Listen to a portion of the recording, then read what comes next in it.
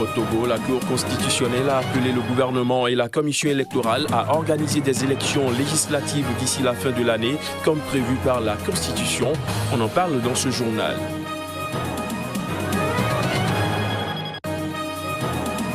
Le bureau de la Cour pénale internationale en Centrafrique a annoncé le lancement de programmes d'assistance d'1 million d'euros pour les victimes centrafricaines des miliciens de Jean-Pierre Bemba. Et puis au Nigeria, le président Muhammadu Buhari a présenté des excuses posthumes symboliques à Moshood Abiola, vainqueur présumé des élections démocratiques de 1993, annulées par la junte militaire alors au pouvoir. Voilà pour les titres. Bonsoir à tous. Au Togo, la Cour constitutionnelle a appelé le gouvernement et la commission électorale à organiser des élections législatives d'ici la fin de l'année, comme prévu par la Constitution. Cet appel de la haute juridiction intervient alors que le dialogue politique censé sortir le pays de la crise politique qu'il traverse depuis 1 an est au point mort. Reportage.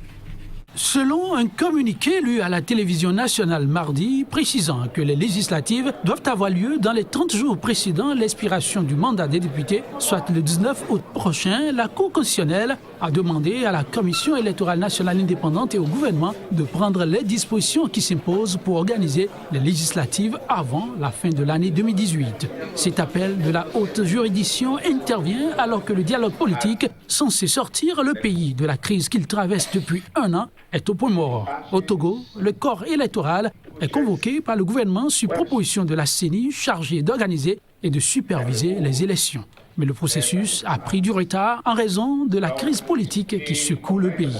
Ce mercredi, l'opposition a dénoncé cette sortie de la Cour constitutionnelle. N'ayant pas encore désigné ses représentants à la commission électorale, elle estime que sa composition doit être rééquilibrée dans le cadre des réformes institutionnelles prévues par le dialogue. Nathanaël Olympio, président du Parti des Togolais et membre de la coalition de l'opposition, estime que la Cour constitutionnelle, à travers cet appel, vient prouver une fois encore son allégeance à l'exécutif.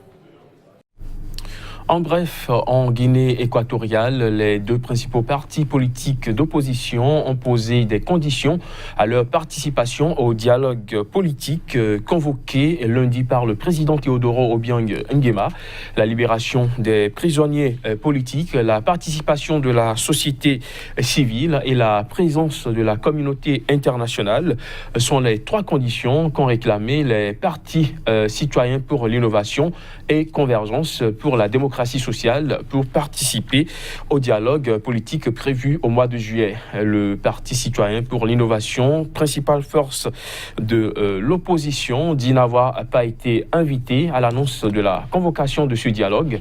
Avec 21 militants en prison, ce parti, dissous au mois de février dernier en raison de menaces pour la sécurité de l'État, estime être celui avec qui le gouvernement doit discuter. La Cour pénale internationale a décidé de remettre Jean-Pierre Bemba en liberté provisoire. Et c'est en Belgique que l'ex-vice-président congolais a choisi d'attendre la peine qui doit lui être infligée dans le cadre de la 2e affaire qui l'oppose à la CPI. Plus de précisions à travers cet élément. Vendredi dernier, l'opposant congolais a été acquitté pour les crimes de guerre et les crimes contre l'humanité qui étaient reprochés à ses troupes en Centrafrique. Mais il avait déjà été condamné pour subornation de témoins. Il attendait juste d'être fixé sur sa peine. Il risque jusqu'à 5 ans de prison, une peine qu'il aura dans tous les cas en partie purgée. À en croire le mouvement de libération du Congo ce mardi, Jean-Pierre Bemba était déjà en route quand la décision a été connue aux environs de 18h. Il a demandé à être libéré en Belgique, là où sa femme et ses enfants l'attendent déjà, ainsi que tout un comité d'accueil mobilisé par la section Mouvement de libération du Congo, Belgique, prêt à brandir banderoles et drapeaux. D'abord, la Cour doit prendre certaines dispositions, tempère le porte-parole de la Cour pénale internationale. Contacter le pays choisi par le futur ex-prisonnier et obtenir son accord. La Cour pénale internationale doit aussi organiser son transfert avec les Pays-Bas car Jean-Pierre Bemba n'a pas de documents lui donnant le droit de voyager à l'intérieur ou en dehors de ce territoire, mais aussi avec la Belgique si elle accepte de l'accueillir. La Cour pénale internationale a annoncé le lancement d'un programme d'assistance d'1 million d'euros pour des victimes centrafricaines des miliciens de Jean-Pierre Bemba, a indiqué ce mercredi le chef de bureau de la Cour pénale internationale en Centrafrique. Il faut dire que les victimes des violences en Centrafrique sont déçues par la décision de la Cour pénale internationale de remettre Jean-Pierre Bemba en liberté provisoire.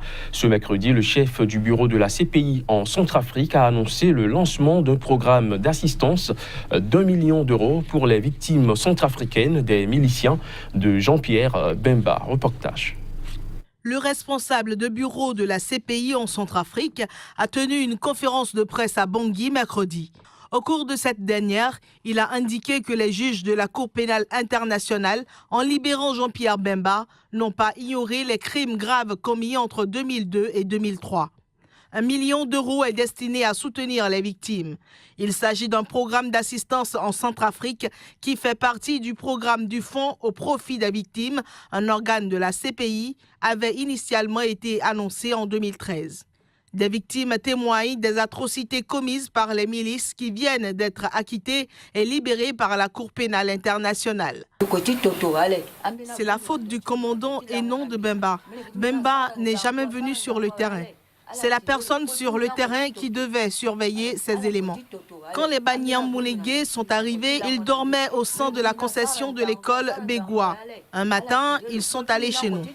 Quand ils sont arrivés, ils ont violé ma fille. J'ai commencé à pleurer et d'autres sont arrivés et m'ont violée. Quand mon mari s'est interposé, ils l'ont tué. 5229 personnes ont été violées par les Banyamulenge. Si Jean-Pierre Bemba est conscient, il n'a qu'à réparer et nous dédommager. Nous sommes très mécontents de la décision du CPI parce que nous croyons qu'ils sont en train d'encourager les criminels.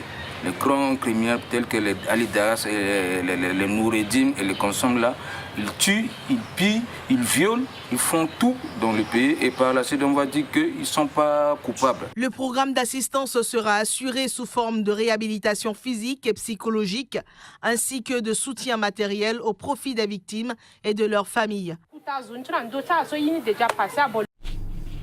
Au Nigeria, le président Muhammadu Buhari a présenté des excuses posthumes symboliques à Moshood Abiola, vainqueur présumé des élections démocratiques de 1993 annulées par la junte militaire alors au pouvoir. Ces excuses interviennent à quelques mois de la présidentielle prévue au mois de février 2019. Voici les images.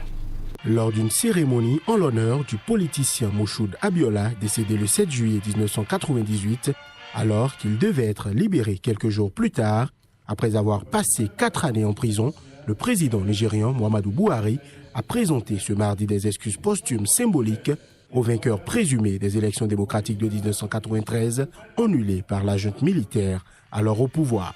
En effet, l'homme d'affaires Moshood Abiola était en passe de remporter la présidentielle face au candidat de l'armée lorsque le vote fut annulé.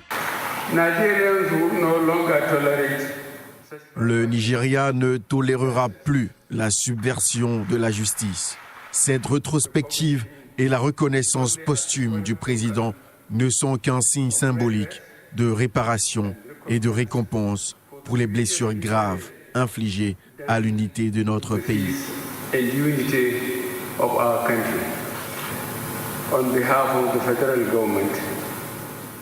Au nom du gouvernement fédéral, je soumets les excuses nationales à la famille du défunt, Moshood Abiola, qui a obtenu le plus grand nombre de votes, et à ceux qui ont perdu leurs proches le 12 juin.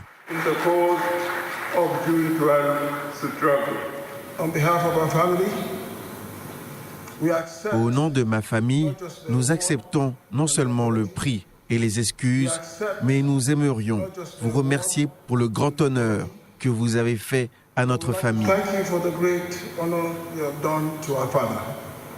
La semaine dernière, le président Buhari a annoncé que le 12 juin sera désormais férié décrété jour de la démocratie en hommage au scrutin historique qui devait permettre le retour à la démocratie.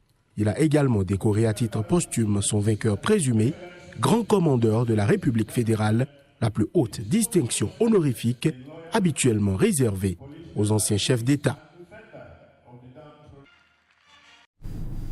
Au Tchad, la marche des avocats prévue samedi prochain dans la capitale tchadienne N'Djamena a été interdite par les autorités.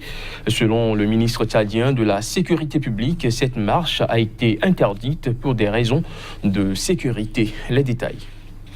Au Tchad, la grève des avocats, notaires et huissiers de justice se poursuit depuis le 31 mai. Ils avaient rejoint celle des magistrats entamée 3 jours plus tôt. Pour des raisons de sécurité, nous avons décidé d'interdire la marche des avocats prévue pour le 16 juin, a affirmé mardi le ministre tchadien de la Sécurité, Ahmed Bachir. Le directeur général de la police et celui de la gendarmerie doivent veiller à l'application de cet arrêté, avait auparavant indiqué un communiqué lu mardi sur la radio d'État. Samedi, le secrétaire général de l'Ordre des avocats avait annoncé la tenue d'une marche le 16 juin dans la capitale tchadienne. Tous exigent la traduction en justice du gouverneur du Logone oriental au sud du pays, relevé de ses fonctions début juin, ainsi que d'un commandant régional de la gendarmerie. Ils avaient été démis après qu'un avocat de Doba, maître Doumra Manassé, s'était dit victime de tirs par des gendarmes sur sa voiture fin mai alors qu'il transportait 3 clients relâchés. Ces derniers avaient ensuite été bastonnés et emmenés dans les locaux de la gendarmerie de Doba, selon lui. Une mission d'enquête du ministère de la Justice avait été envoyée à Doba et avait alors recommandé le départ du gouverneur et du commandant de gendarmerie de la région du Logone oriental. Première conséquence de la grève totale des personnels de justice, le palais de justice est à l'arrêt. Lundi, la session de la cour criminelle a été ouverte, puis immédiatement reportée sine die, a rapporté un journaliste. Hors du continent africain, la situation devient difficile pour les locataires de l'Aquarius. La directrice générale de SOS Méditerranée s'est inquiétée ce mercredi des morts annoncées en mer depuis que le bateau a dû quitter sa zone de sauvetage dans la soirée d'hier. Les images. Le navire humanitaire avec à son bord 629 migrants secourus espère arriver samedi soir en Espagne. Seulement, les conditions météorologiques se dégradent et le temps commence à être extrêmement long à bord. Mercredi, 106 migrants restaient. Les autres ont été transbordés mardi après-midi sur un navire de la marine et un autre des gardes-côtes italiens. Tous 3 font route ensemble vers l'Espagne. Donc c'est une absence encore de moyens cruciaux pour sauver des vies et on en a encore l'exemple hier soir, 2 nouvelles victimes qui se produisent sous nos yeux et c'est des morts qui sont annoncées, bien tardives. Ça fait des années qu'il y a des naufrages qui se produisent, ce sont des milliers de morts, il y a eu au moins 15 000 morts depuis 3 ans, c'était inadmissible et inacceptable. Donc cette inaction de l'Europe, moi je la considère comme criminelle. Il est urgent que nous trouvions des solutions collectivement. La société civile se mobilise là où les États sont défaillants et maintenant nous appelons à une solution politique en mer Méditerranée. Donc on est face à une gestion par les autorités italiennes qui n'a ni queue ni tête, c'est complètement aberrant. Donc d'un côté on refuse les bateaux d'ONG, de l'autre côté on accepte les bateaux des gardes-côtes italiens. De toute façon ça c'est pas du tout conforme au droit maritime.